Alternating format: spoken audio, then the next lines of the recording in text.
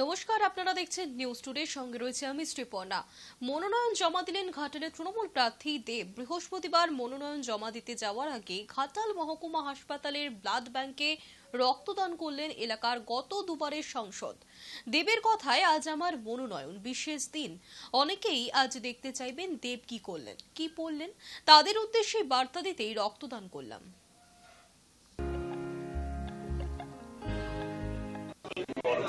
ব্যাংকের অবস্থা খুব খারাপ হচ্ছে, ব্লাড কমে গেছে এবং যাদের প্রত্যেক দিন রক্ত লাগে, প্রত্যেকদিন ব্লাড লাগে, তাদের কাছে ব্লাডটা ঠিকঠাক চলছে। রক্ত ঝরাবেন না, রক্ত দান করুন, জীবন দান। রক্তদান মানে জীবন। হাওড়ার বাঁকড়ায় ৩ নম্বর পঞ্চায়েত অফিসে মুখ ঢেকে গুলি চালালো দুষ্কৃতীরা। স্থানীয় সূত্রে জানা গিয়েছে, দুপুর 1টা নাগাদ ঘটনাটি ঘটেছে। মুখ ঢেকে পঞ্চায়েত অফিসের মধ্যে ঢুকে পড়ে জনা তিনেক দুষ্কৃতী, আর তাদের হাতে আগ্নেয়াস্ত্র ছিল। প্রত্যক্ষদর্শীদের দাবি 4 থেকে 5 রাউন্ড গুলি চালানো হয়েছে। পঞ্চায়েতের প্রধানকেও লক্ষ্য করে গুলি চালানো হয় বলে অভিযোগ। আর এই গুলি চালানোর অভিযোগ উঠেছে পঞ্চায়েতের প্রাক্তন এক সদস্যের মদতপুষ্ট দুষ্কৃতীদের বিরুদ্ধে। পুরো ঘটনায় এলাকায় চাঞ্চল্য ছড়িয়ে পড়ে। আতঙ্কিত হয়ে পড়েছেন পঞ্চায়েত কর্মীরাও। ঘটনাস্থলে পৌঁছে তদন্ত শুরু করেছে পুলিশ।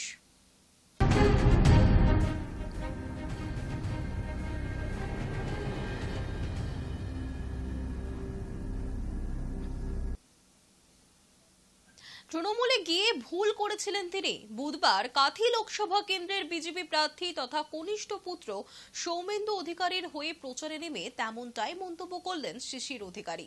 একসময় তৃণমূলের সঙ্গে যুক্ত থাকার কারণে জনগণের কাছে ক্ষমাও চেয়ে নিলেন রাজ্যের বিরোধী দলনেতা শুভেন্দু অধিকারীর বাবা। আমি এখনো করজোড়ে আপনাদের কাছে বলি, আমি সব মিটিংয়ে দলটা তৃণধারণ করে ক্ষমা চাইছি। মানুষের কাছে মহাপাপ। 2রা মে বৃহস্পতিবার প্রকাশিত হলো 2024-এর মাধ্যমিকের ফলাফল। এবার 80 দিনের মাথায় ফল প্রকাশ করা হলো। চলতি বছর লোকসভা নির্বাচনের কারণে মাধ্যমিক পরীক্ষা শুরু হয়েছিল 2 ফেব্রুয়ারি, শেষ হয়েছে 12 ফেব্রুয়ারি। পরীক্ষার নাম নথিভুক্ত করেছিল 9,23,636 জন। সাংবাদিক সম্মেলন থেকে জানালেন মধ্যশিক্ষা পর্ষদের সভাপতি রামানুজ গঙ্গোপাধ্যায়। আজ 2রা মে, 80 দিনের মাথায় আমরা রেজাল্ট প্রকাশ করছি। It's a great joy and an honor as president of the ad hoc committee. আমরা এই রেজাল্ট ঘোষণা করতে পারছি। 7টা compulsory subject, first language, second language সব মিলিয়ে এবং 47টা অপশনাল ইলেক্টিভ সাবজেক্ট নিয়ে আমরা পরীক্ষা দিয়েছি 2017 সিলেবাসে রেগুলার কন্টিনিউইং কম্পার্টমেন্টাল ক্যান্ডিডেটসদের জন্য।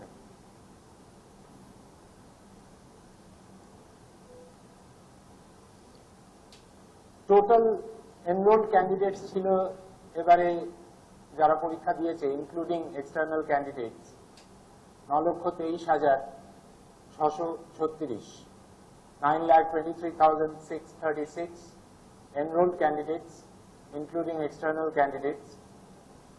Total candidates who appeared, 9,12,598.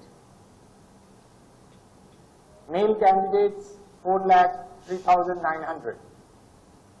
Female candidates, 5,08,698. Which signifies 25.95% more female candidates appeared than male candidates. এবছর মাধ্যমিকে প্রথম স্থান অধিকার করেছে কোচবিহারের রামভোলা হাই স্কুলের ছাত্র চন্দ্রচূড় সেন। মাধ্যমিকে চূড়ান্ত নয়, আরো পথ চলা বাকি, জানালেন চন্দ্রচূড় সেন।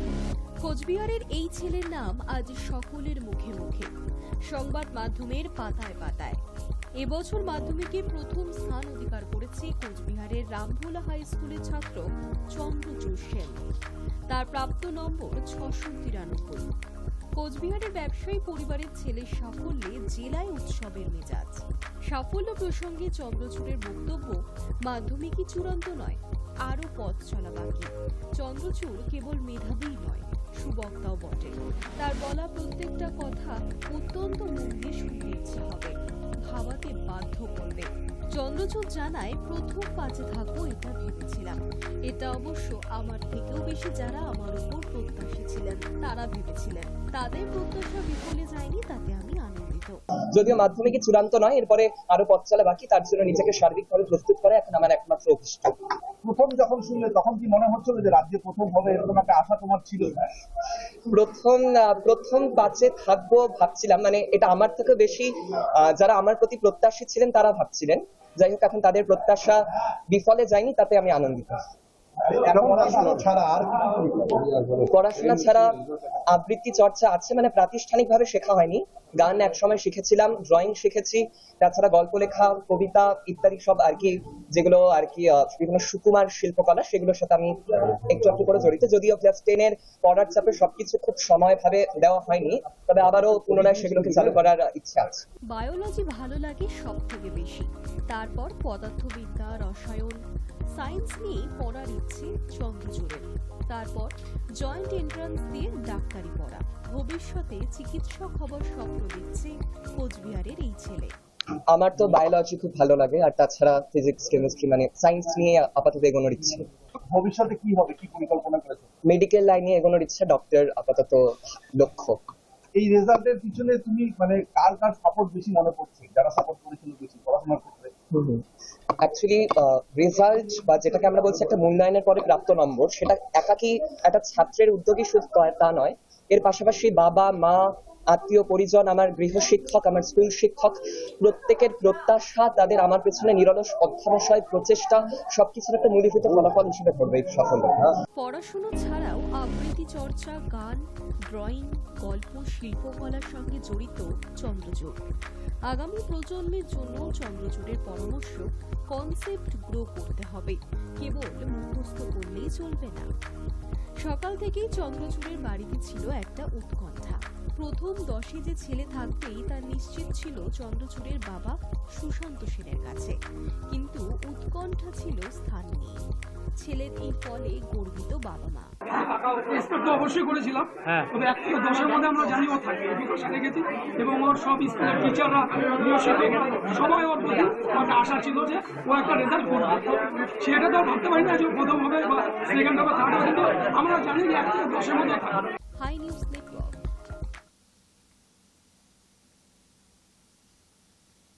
691 নম্বর পেয়ে মাধ্যমিকে তৃতীয় স্থান অধিকার করলেন বালুরঘাট উচ্চ বিদ্যালয়ের ছাত্র উদয়ন প্রসাদ। পড়াশোনার পাশাপাশি গল্পের বই পড়তে ভালোবাসে উদয়ন, ভবিষ্যতে ডাক্তার হতে চায় সে। এতটা থার্ড র্যাঙ্ক আশা করিনি।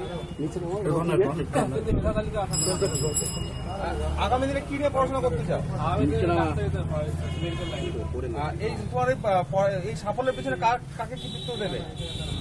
সকলেরই অবদান রয়েছে, বাবা মা, শিক্ষক শিক্ষিকা, বন্ধুরা, সকলে। কতক্ষণ পড়াশোনা করছে?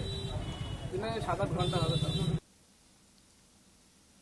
মাধ্যমিক পরীক্ষায় 690 পেয়ে রাজ্যে চতুর্থ স্থান দখল করল কামারপুকুর রামকৃষ্ণ মিশনের ছাত্র তপজ্যোতি মণ্ডল। রাজ্যে চতুর্থ এবং জেলায় প্রথম স্থান অধিকার করেছে তপজ্যোতি। বাবা সব্যসাচী মণ্ডল পেশায় একজন স্কুল শিক্ষক, মা অদিতি মণ্ডল প্রাইভেট শিক্ষক। ছোটবেলা থেকেই কামারপুকুর রামকৃষ্ণ মিশনেই পড়াশোনা তার। পড়াশোনা ছাড়াও আঁকা, গান তার শখ। ভবিষ্যতে ডাক্তার হতে চায় তপজ্যোতি। আমি 690 পেয়েছি আউট অফ 700। ক্লাস 10 পর্যন্ত কামারপুকুর রামকৃষ্ণ মিশন বহুমুখী বিদ্যালয়ের ছাত্র ছিলাম এবং বর্তমানে আমি কলকাতায় থাকি। আমার ফিজিক্সটা ইন্টারেস্ট ছিল, তবে পড়তে বায়োলজিটা ভালো।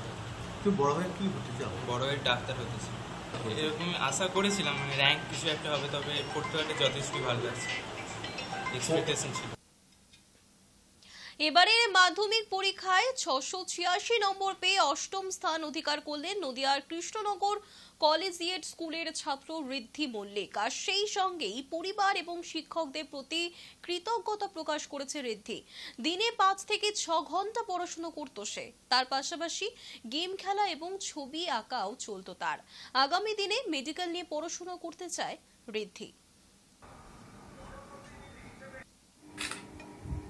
আমি ঋদ্ধি মল্লিক, আমি কৃষ্ণনগর কলেজের স্কুলে পড়ি। আমি এবছর মাধ্যমিক দিলাম, মাধ্যমিকে আমি 8th হয়েছি আর পেয়েছি 686। মা বাবার অবদানটা সত্যি মানে অস্বীকার করা যায় না, কারণ আমি পড়াশোনা করতে চাই না আর আমাকে সারাদিন আমার পেছনে লেগে থাকে, তো সেই হিসেবে সেটা খুব কঠিন কাজ। স্কুলের প্রধান শিক্ষক আমাকে ফোন করেছিলেন, তিনি আমাকে শুভেচ্ছা জানালেন এবং আরো অনেক টিচার আমাকে ফোন করেছিলেন, তারাও আমাকে জানালেন শুভেচ্ছা। খুব ভালো লাগলো। মাধ্যমিক পরীক্ষার রেজাল্ট আউট হয়ে গিয়েছে ইতিমধ্যেই। 2024-এর মাধ্যমিক পরীক্ষার রেজাল্ট বেরিয়েছে বৃহস্পতিবার। প্রত্যেক বছরের মতো এই বছরও নরেন্দ্রপুর রামকৃষ্ণ মিশনের ছাত্ররা সাফল্য অর্জন করেছে। মোট 6 জন মাধ্যমিক পরীক্ষার্থী স্ট্যান্ড করেছে। মাধ্যমিকের মেধা তালিকায় আবারও জয় জয়কার নরেন্দ্রপুর রামকৃষ্ণ মিশনের। প্রথম 10-এ এবার জায়গা করে নিয়েছে এই স্কুলের 6 জন পরীক্ষার্থী।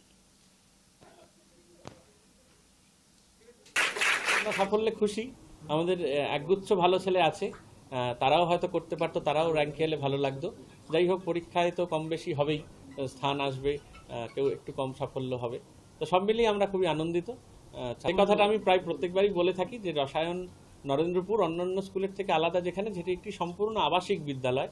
ছাত্ররা এখানে থেকে পড়াশুনো করে, ফলে ছাত্রদের সুবিধে অসুবিধায় অন্য ছাত্ররা খুব সহজেই কাছে আসতে পারে। মাস্টারমশাইদের কাছেও যখন দরকার পড়ে তখন তাদের কাছ থেকেও সহায়তা পায়।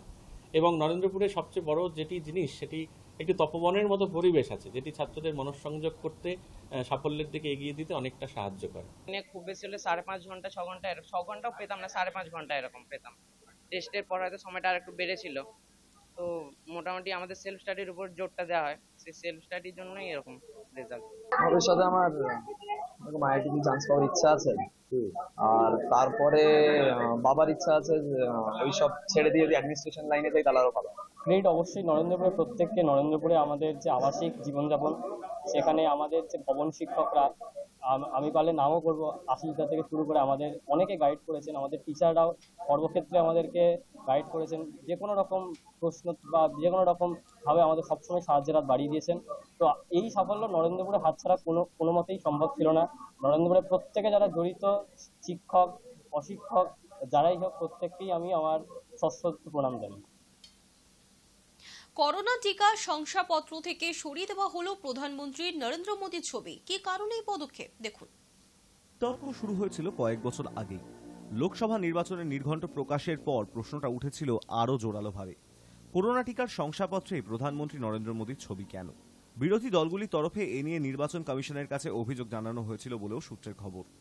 এই পরিস্থিতিতে কেন্দ্রীয় স্বাস্থ্য মন্ত্রকের তরফে জানিয়ে দেওয়া হয়, আদর্শ নির্বাচনী আচরণবিধি মেনেই কোভিড প্রতিষেধকের শংসাপত্র থেকে প্রধানমন্ত্রী মোদীর ছবিও সরিয়ে দেওয়া হয়েছে। প্রসঙ্গত, এর আগে পশ্চিমবঙ্গ সহ বিভিন্ন রাজ্যের বিধানসভা ভোটের সময় নির্বাচন কমিশনের নির্দেশে কোভিড শংসাপত্র থেকে মোদীর ছবি সরানো হয়েছিল।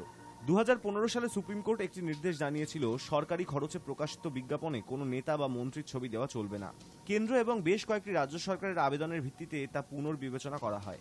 2016 সালে শীর্ষ আদালত জানায়, প্রধানমন্ত্রী, মুখ্যমন্ত্রী এবং কেন্দ্রীয় ও রাজ্য সরকারের মন্ত্রীদের ছবি বিজ্ঞাপনে দেওয়া যাবে। সেই সুযোগের সদ্ব্যবহার করেই কোভিড টিকা শংসাপত্রে গত 4 বছর ধরে মোদীর ছবি দেওয়া হয়েছিল বলে অভিযোগ। এ নিয়ে 2021 সালে কেরল হাইকোর্টে একটি মামলাও হয়েছিল। আবেদনকারী পিটারের দাবি ছিল, তিনি বেসরকারি হাসপাতাল থেকে 2টি করোনা টিকা নিয়েছেন, তার জন্য দাম দিতে হয়েছে তাকে। তাই তার শংসাপত্র ব্যক্তিগত তথ্যযুক্ত নিজস্ব পরিসর, সেখানে অনুপ্রবেশ মানে ব্যক্তি পরিসর লঙ্ঘন করা। কেরল হাইকোর্টে আমেরিকা, ইসরায়েল, জার্মানি সহ বিভিন্ন দেশের কোভিড টিকার শংসাপত্রের ছবিও পেশ করেছিলেন পিটার। জানিয়েছিলেন, ওই দেশগুলির কোভিড টিকার শংসাপত্রে কোনো রাষ্ট্রনেতার ছবি নেই। High News network.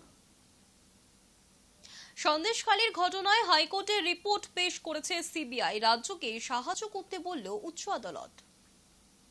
সন্দেশখালী কাণ্ডে কলকাতা হাইকোর্টে রিপোর্ট জমা দিল সিবিআই।